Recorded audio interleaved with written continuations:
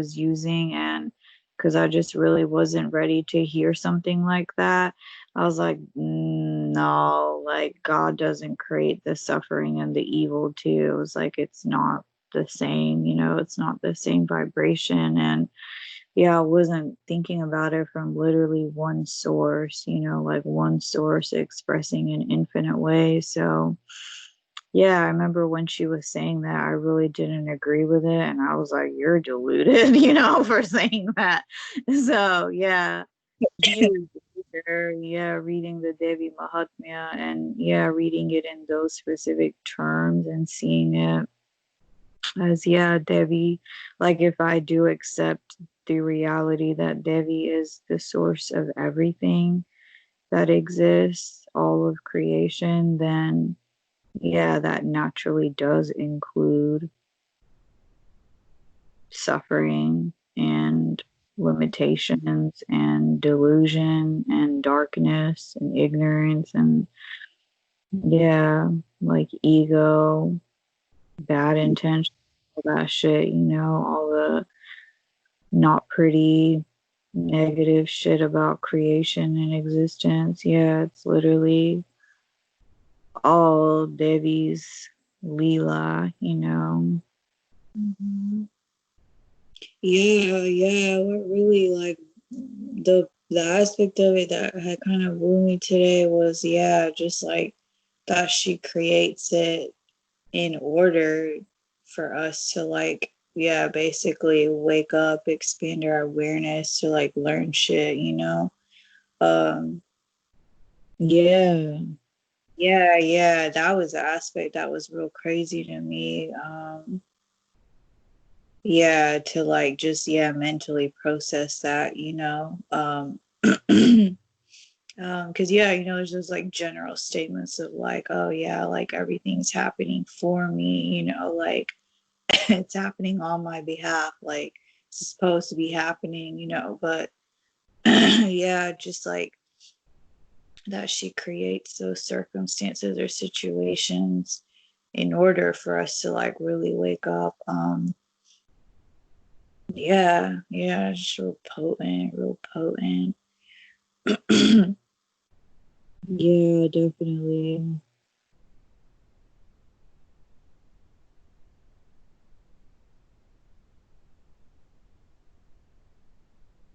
Yeah, it's so deep too, realizing things like that and just kind of like the layers of consciousness, sort of like the veils that get lifted at certain times, that she herself places, upon her awareness. And yeah, the timing and precision of everything. And yeah, she's literally looking after so many different factors, and lining it all up in the best ways, all that divine coordination. Um,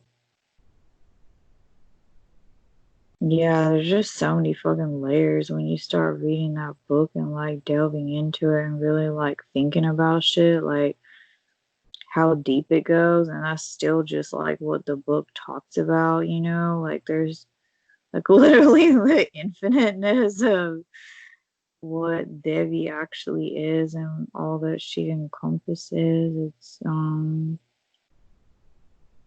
yeah. Yeah, J Devi Life, delving into the mysteries here, the great mystery. Mhm. So beyond words.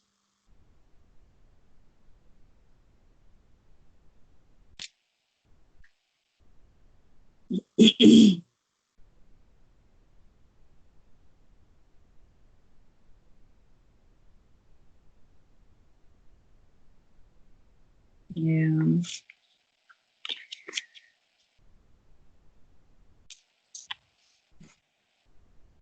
All right, my Devi.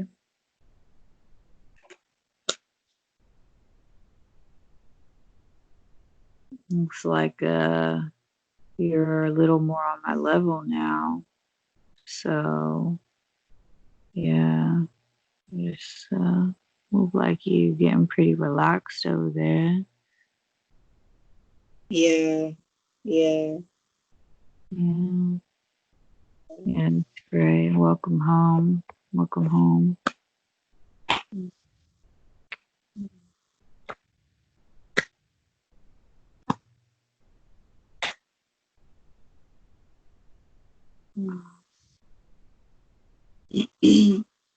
Yes, thank you. It feels good to be home. Thank you.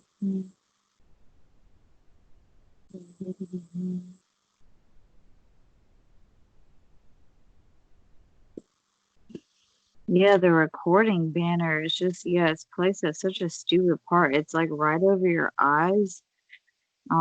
So yeah, I just keep hearing you like kind of muttering stuff, but I don't know what's going on. Are you looking at me? Are your eyes closed? Or yeah. Oh, my eyes are open, and yeah, all I've said is feels good to be home. That's pretty much all I've said recently. It's still like, yeah, just the angle is still like right over your eyes. Okay, now it's, yeah, now it's like on your forehead. There we go. Okay. So crazy. Like, literally, what I see in the shot is just my forehead. And you're like, yeah, there we go, there we go. And this is like all I see is like, I feel like it's like punking me of like, yeah, yeah, just scoot over just a little bit more. Just a little bit more. And I'm like not even in the fucking shot. Like I just see like this tiny ass like yeah, section. You're like, oh yeah, that's the spot. So yeah, this camera angle thing is yeah, it's really a mind trip. I don't quite comprehend it. Yeah, that's what I've been realizing. Cause yeah, the places that you put it according to like what you can see, it makes sense. And then it's like, oh, I can't see you. And then, yeah, when I finally do see you, it looks like really stupid and crazy to you. Yeah, it literally feels like a punk. Like in my shot, I just see like, yeah, the forehead and the hair right here. Like, like that's all I see.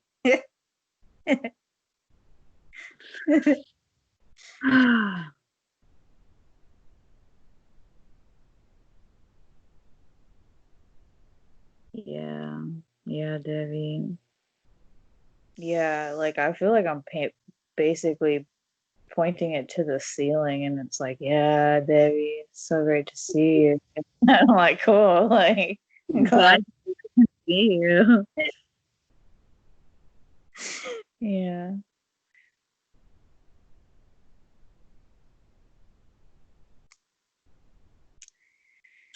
Yeah, mac and cheese. I'm pretty speechless here in the rather baked vortex. Yeah, we just really just yeah, kind of affirmed our way into that Debbie void of possibilities, infinite potential there, just the unmanifested, you know, pure frequency, you know, just You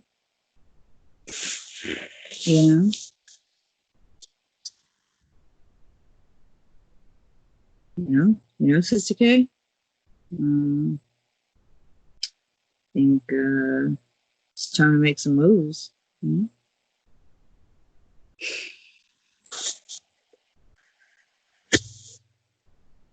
know? will make. What? Think it's time to make some moves. Yeah, dog. Like that was just a classic line, but I just keep thinking about that night he was supposed to like do something with Wayne, and then he got stupid blazed with us and whatever random friend we had with us, and he was just like, "No, man, you know what? I think I'm cool." Like, um, Wayne was just like, "You serious, man?" He was just like, serious? Yeah, I think that's so much. First. He laughed first and then like instantly realized, like he looked at him and was just like, "You serious?" Yeah, that was just one of those like vortex days. It was me, you, and that neighbor Brandon that like talked us into going to Oregon. Yeah, Yeah. it was us three and Steve. So yeah, brother Steve, like, yeah, and it's funny because I was so high, I thought he wanted to hang out with us. And yeah, he didn't want to hang out with anybody. He like dipped out on everybody and went home and made music. Yeah, that's what I thought too. I remember thinking like, oh, he's having so much fun with like the stoner crew. He wants to keep connecting with us, but yeah, he just like basically used us for to get really high and then was like, "Oh, I'm gonna go cash in on this and like make music at home at my Yeah, mom's house." So yeah, he got really impulsive by he got really fucking impulsive by fuck all of y'all, man. Fuck Wayne, fuck y'all. Like, oh, like he got us to take him home too. He got us to like smoke him out and take him home. Like, we took yeah. oh, I just pictured him like just getting out and like I don't know, like just that fro disappearing to the sunset or some shit. Like I don't know. That's I, why it was so stupid when Wayne came over there because like we had all just been like smoking joints in the car. And yeah, like was supposed to stupid. drop him off to hang out with Wayne, who just got out of an agape like night class thing. I just remember being in some parking lot and like, yeah, just blowing down mad joints. And then, yeah, we were supposed to be like waiting for Wayne. And then he like comes over.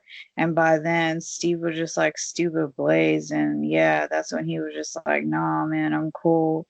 And then Wayne was like, you serious? And then, yeah, we just like took him home because, yeah, we thought we were going to hang out. And then we realized he just wanted to go home. We like took him home and then yeah, I don't know what the three of us did, but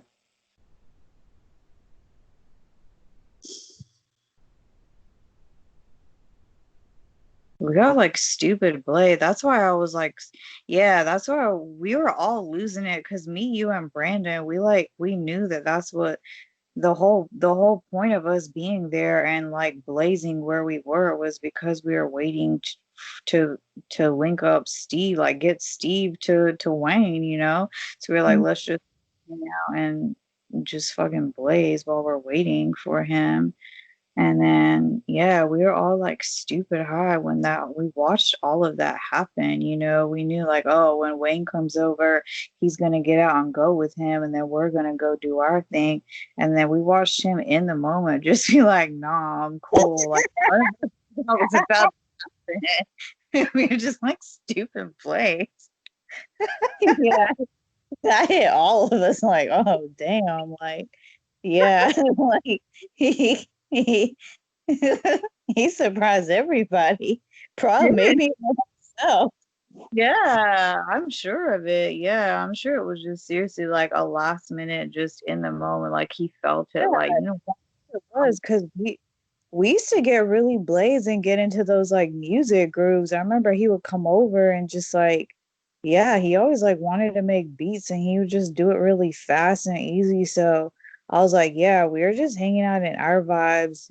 He got really fucking blazed and just everything was like flowing to him so strongly that yeah, he was like an impulse so strong he couldn't deny it. Like he was like, no, I need to go home and make music. Like so yeah, yeah, he just really got in that receptive mode where it was just really like flowing so strongly. Like, yeah, when that call is so strong, you can't deny it. Like, that's what happened to Brother Steve. Like, yeah. I always wondered about what music did he make that day too, that night. Like, what, like, just, yeah, like, what did, yeah, like, what came out of that night? I wonder too. so do I. Yeah, we don't even know.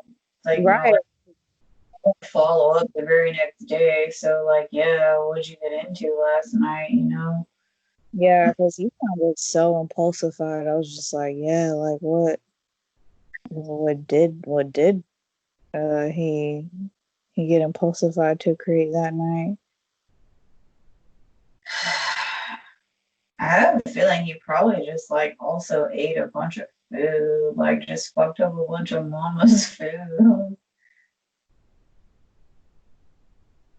I still think about that first time we went over there. That was like, I really felt like we were on something that feels like such a like Twilight Zone sort of vibe. Just us sitting there in silence, blaze as fuck. Like it was just such an assortment of things. I remember peanut butter and crackers, like lots of hot lemonade tea, like sugary ass hot or like sweet ass honey, like lemonade, lemon tea. Those are the only two things I remember. I just remember that it being the feeling of being there in that moment. Like, yeah, it felt like I was watching a movie of that happening.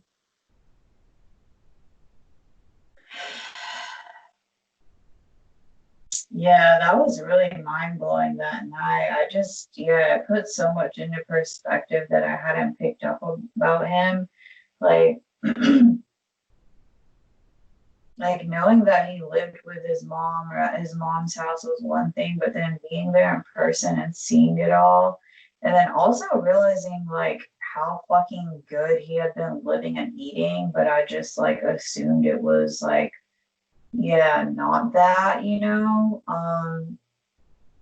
Like he would just come over to our apartment so casually, just eating whatever random food we got from the ethnic market, just spending $10 a week or something. Like, yeah, like buy on some like abundance game, balling on a budget. And then yeah, we just went to his house and fucked up so much food and just yeah, so freely. Like I just remember, yeah, he was so extra with the honey. Like we really put a dent in the honey bottle. Like I could significantly see Yeah. how how much honey we were putting in lemon tea and just yeah, just the abundance factor and like how he was literally fucking up so much food and everything in the kitchen.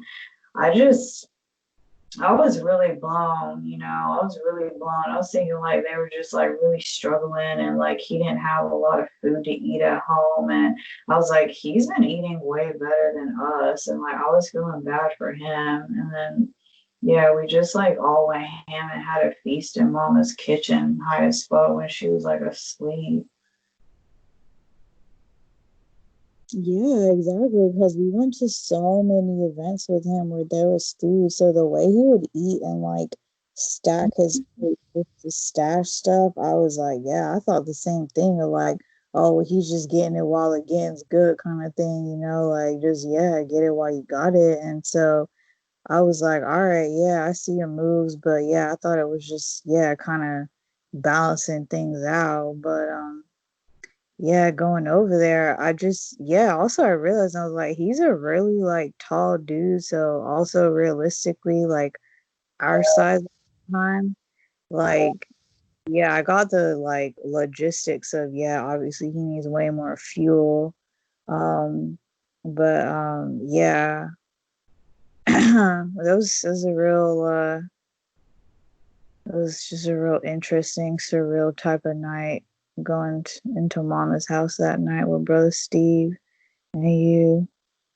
Yeah, because I remember like the day we were leaving from the Marianne Williamson thing, and he had like that bag of groceries. He went grocery shopping for Mama, and then we just like thought that he was gonna carry the bag as is all the way home. And I feel like he ate so much of the food and was just like sharing food with us. Like I remember there was like a 4 pack of blueberry muffins, and like he ate a whole one and gave us each a whole one. So there was just like one muffin sitting in like an mostly empty pack of muffin things. And I ate so much of the groceries that he bought. I just remember thinking like, damn, like yeah, we just keep going beast mode. And yeah, I just didn't know the situation, like how they were working out the money and who pays for what. But I just felt like I kept seeing him eat so much of the food that he said was mama's or like she had paid for and stuff, and then would just like share it really generously with us too. So just seeing like very little of the food actually make it back to mama's from what was like originally in a really full bag.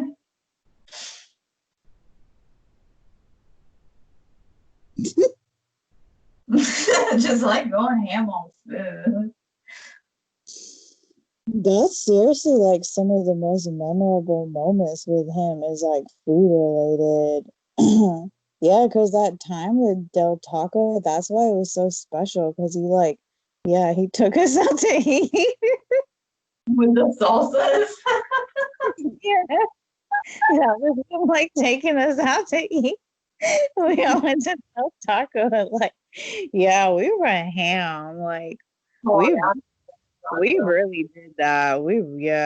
Yeah. I want like a specific Del taco, yeah, with those salsas. So good. Their little bean and cheese tacos with them salsas, man. Yeah, I did not realize that was a Del Taco because in my memory, like, I don't know, just like we were in LA, it felt like one of those adventures. And yeah, I felt like we were in like a club setting. Like, it didn't feel like a Del Taco. So I honestly forgot that was even a Del Taco. Sounds like you just got so high. I felt like you were tripping most of the time. Yeah, that too, but just LA, certain like more downtown LA, because where we lived was way more chill, but like hanging out with him sometimes, I felt like we were in all those like just more like Hollywoodish, like downtown LA vibes.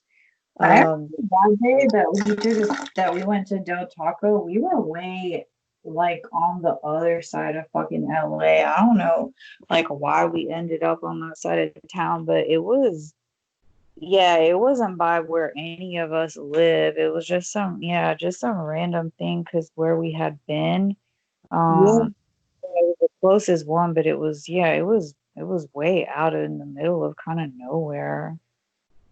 mm, yeah, no, yeah, I just remember feeling like it felt like, yeah, more like a trippy club than the Del Taco. It sounds so stupid now. Yeah, just Oh, I'm in hearing a you club. say that, I was like, Doing that Del Taco, like high as fuck. Like, uh, damn, yeah, probably just like sensitive as fuck after some like spiritual, like high ass event, and then, yeah, like getting blazed and going to eat. yeah. Mhm.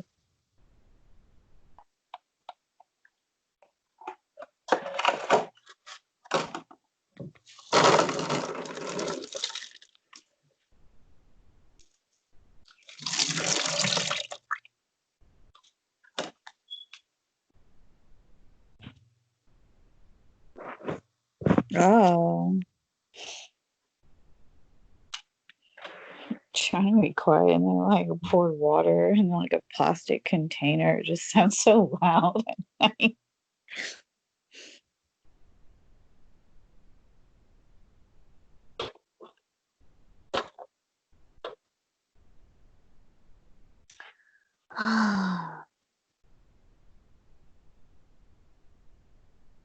Yeah, I know I don't need it, but since I'm off, I kind of feel like I just want to get one more bong rip in, before I like lay down for the morning, like 5 a.m.